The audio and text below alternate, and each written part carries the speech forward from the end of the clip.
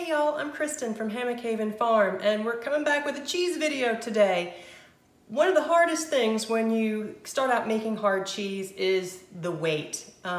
We make a lot of cheeses that age 6 months to a year, and for a really good beginner cheese that only ages about 30 days, today we're going to make a Caciotta.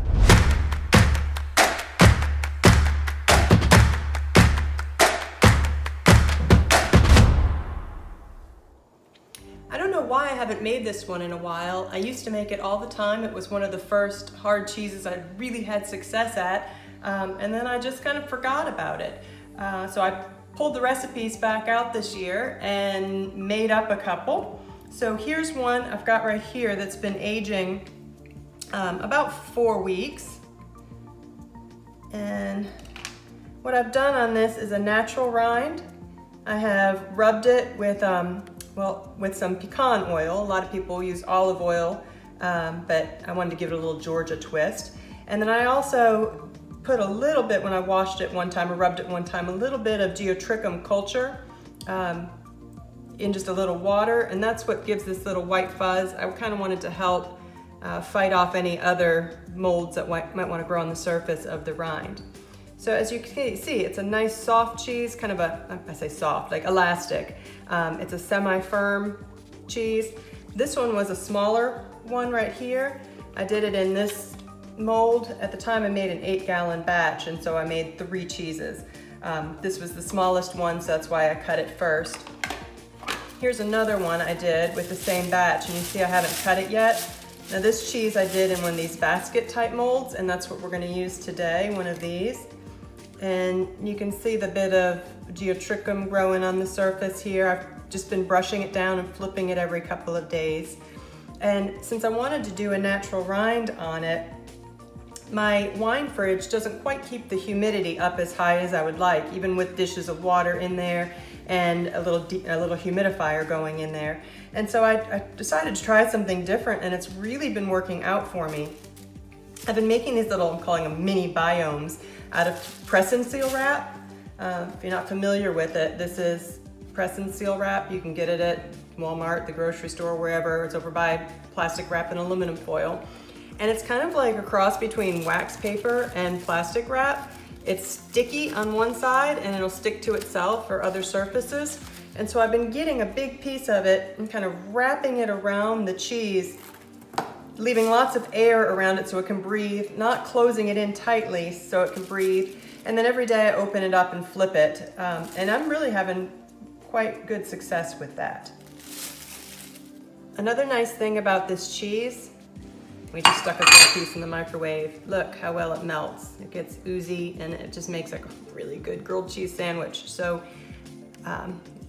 it's very mild, but delicious. Now, I decided to try another recipe before I decided which one to bring to y'all. And this is a recipe that I got online. I need to brush the cheese. See, it's getting a couple little mold colonies on there.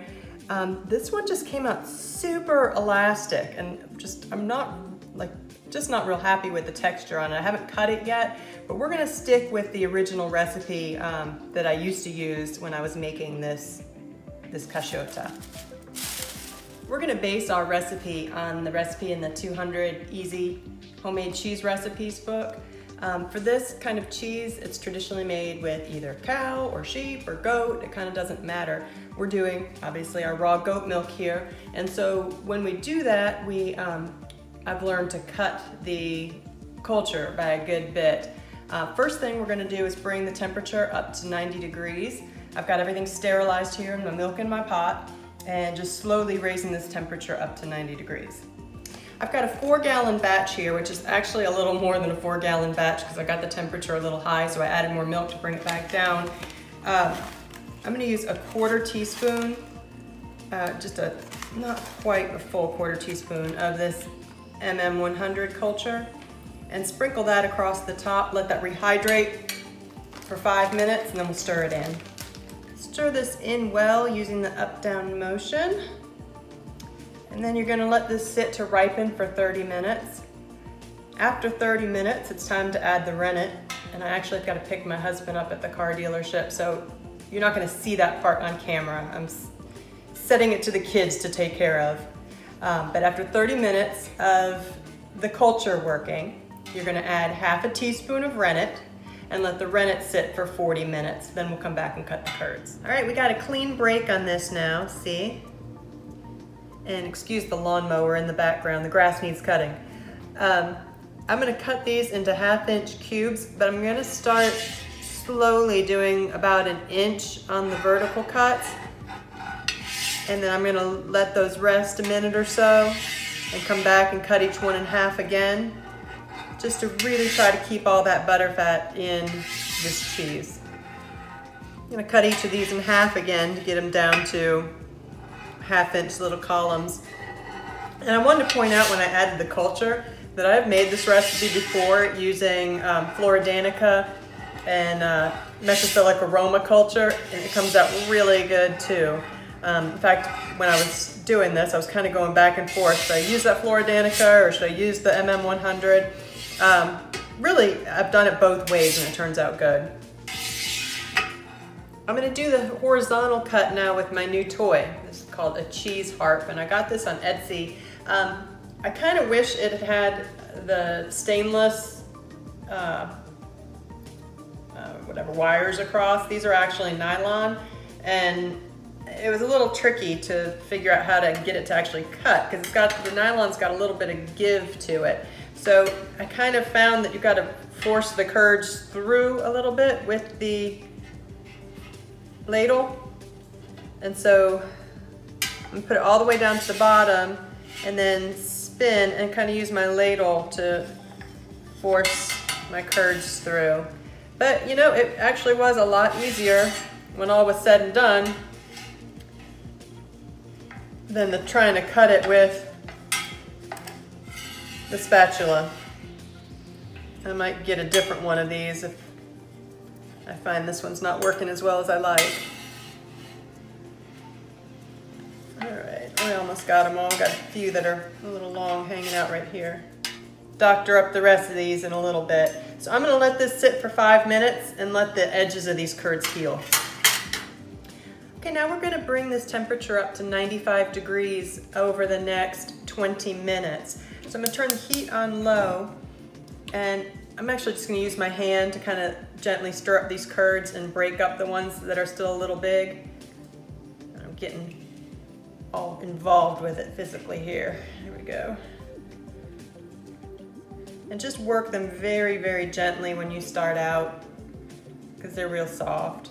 We're halfway through our 20 minutes and halfway to 95 degrees now, and I just want to show you how the curds are cooking down.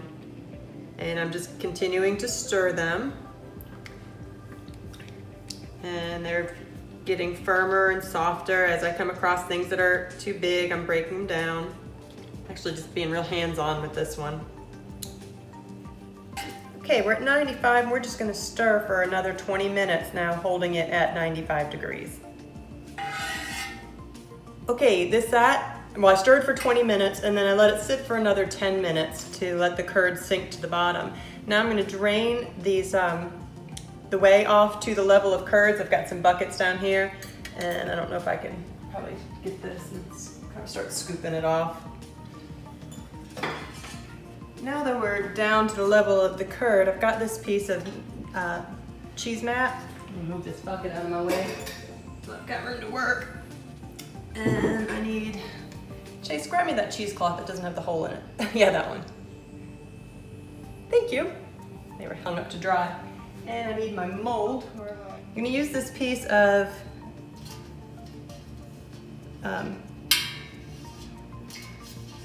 mesh, whatever it is, draining mesh. Chase is laughing at me because I can't think anymore. All right, so slide this in my pot and use it to slide all my curds together to consolidate the curds in the way here. And I might have enough to do a big cheese and a little one, because remember I had to add a little more milk when I got my temperature too hot. So then I'm gonna take the cheesecloth and kind of slide it underneath that mat of curds. I should really be standing on the stool to do this. Here we go.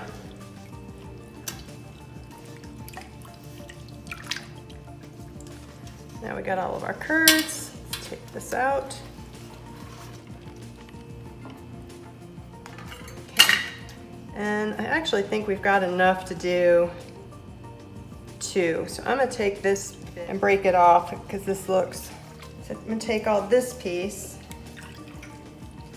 and lift it up and then get my mold.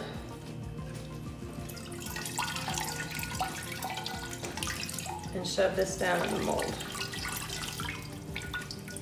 Yeah, we definitely got room to make a second. And this will all get down in there, so I'm just gonna gently press this down in, and as it drains, it'll fit down in there. I've got a rack set over here. I'm just gonna move this over onto that rack and get another cheesecloth. That one's got holes, but it'll probably work. I'll take the holy one, Chase. This one's well loved, can you tell? Well bleached too. So I'm gonna grab this cloth and get the other chunk of curd I had there. Gather it up. And then I've got this little smaller mold. There are a couple curds in the bottom we'll fish out. Let me get the smaller mold. I have across the room. I didn't plan this very well, did I? We're still cutting grass. All right, smaller mold. So this is just gonna be a real thin cheese. You can see it's not filling up the mold very well. So let's think about that. That mold seems a little small, or a little big. Let me see if I've got a smaller mold I can put this one in. Look what I found, a smaller basket mold. So I'm gonna take this one, and I think that's a much better size for this cheese. And I'm losing curds and shove it in that smaller basket mold. There we go. See, there's a method to my cheese mold collecting madness. All right. I'm just gonna fish out the rest of these curds and add it to this mold then. Just gonna leave these to drain on this rack for 15 minutes, and then I'm gonna flip them and let them drain another 15 minutes, and then we'll get to pressing them. Just gonna flip these now and then give them another 15 minutes to drain before putting weights on them. So you can see how that curd's knitting together already. And with these molds, they're kind of interesting. They're tapered, and so you really got to jam the curd back in to make it fit in after you flip it. And when we get to pressing it, you're gonna have to keep flipping it often, because if you let it get too firm in one position, it tends to like fold over the curd on one side. Right, there's one.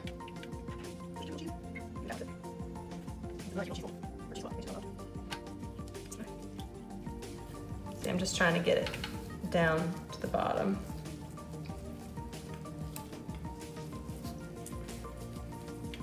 All right, 15 more minutes. So now it's time to get these pressed. And you can see how it's settled down in this mold. Let me take it out, unwrap it, and we're gonna flip it again. And so the key to this, to get a pretty shaped cheese, is to just keep flipping it, and at the end, you just wanna flip it until it's just balanced looking. And so there's just a little bit of technique to it, but y'all can figure that out. So these I'm gonna put in the cheese press, and I had to be a little creative with followers because these basket molds don't come with followers. So from this cheese, I'm gonna use the follower from the small tome mold, like that. And then for this cheese, I think I can use these other little basket molds, and I'm gonna double them up and maybe put like a pot lid or something on top just to give it some more stability. So we're gonna put this into the cheese press and press these at about 10 pounds of pressure for 6 hours. These pot lids are my favorite things for just adding stability to the followers. They just seem to fit right in there. Sometimes the bottom of these don't, I don't know, they just don't fit in the follower well. So I'm gonna hang, this is a very small cheese, so I'm gonna bring this 5-pound weight in closer to the fulcrum of this lever, so it's a little less weight on that cheese. And then I'm gonna hang the 5-pound weight on this other one. I'll probably bring this one in just a little bit too and kind of see how how it's pressing. And I'm gonna leave these for about an hour and a half and then flip them. I'm gonna press for 6 hours total. That'll be about before bed tonight. We're going out to eat with some friends, so you might not get to see the final flip and press on this video. So tonight when I get home, I'm gonna take them out, kind of make sure that that balanced shape by flipping them in the mold over and over just to force them into the pretty symmetrical shape. And then they're going to go into a saturated brine solution for overnight. I told you we were going out to dinner the other night when I left this in the press. So when we got home, this one had pressed a little bit sideways, and so I trimmed off the bit. You can see how it sort of wants to fold over in these kind of molds, so it's best to stay on it. I'm gonna go ahead on this one and trim the edge off on it here. So when we got home from dinner, I put these in the saturated brine solution on the counter, and I just left them overnight in the brine. And then took them out in the morning. So this little one's probably gonna be a little on the salty side, but it'll be good. And then I've left them on this mat here to dry. So it's been, I don't know, almost 2 days they've been sitting on this mat. So it's time to get these into the cheese cave. And I'm gonna do what I've been doing with my press and seal wrap, which is take a big piece off of it. And this is the sticky side right here. Now I've got that facing up. And put the cheese on there and then just make a little tent for the cheese. Now I'm gonna put this in the cheese cave, and every day or two I'll go in there and flip it, and as needed I'll start brushing any of the molds that are growing off the side. The other one I had rubbed a couple of times with pecan oil, and in between that I'd also rubbed it with just a little bit of brine solution with some geotrichum in it to get that little dusting of white mold on there, and that turned out real good. So I'm gonna work on aging these the same way. So I hope you all try out this recipe and enjoy it. Thank you for watching our video, and please take the time to like, share, and subscribe.